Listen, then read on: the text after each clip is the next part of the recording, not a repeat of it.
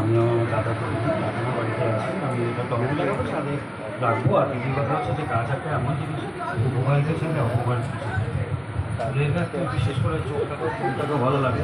ফলের গাছ হয়তো উপকারিতা বলতে গেলে ফল খায় বা মানুষের ফল খাওয়ার থেকে আনন্দ পায়। আমি ফুলটাকে পছন্দ করছি এই কারণে, ছোটো জায়গার মধ্যে ফুলটাকে যত্ন করতে পারে সারা বছর ফুল এবং অন্যান্য অ্যাডিশনাল সুযোগ সুবিধাগুলো পাওয়া যাবে।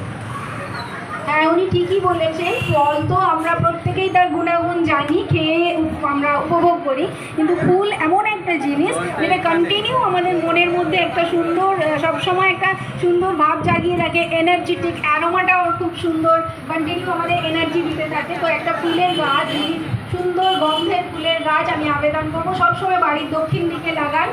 সাদা টাইপের যে ফুলগুলো হয় দেখবেন সারাদিন আপনাকে গন্ধ দিতে থাকবে।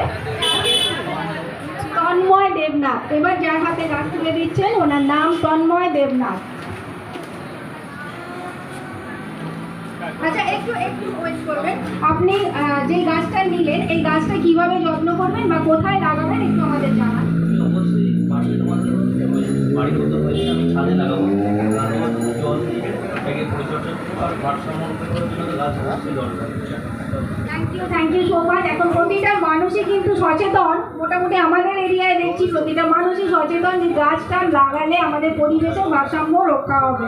কারণ পরিবেশের যে অধস্তন জায়গায় পৌঁছাচ্ছে, যে অবক্ষয় ঘটছে, সেটা প্রত্যেকে ফিল করতে পারছে, বাচ্চা থেকে বড়।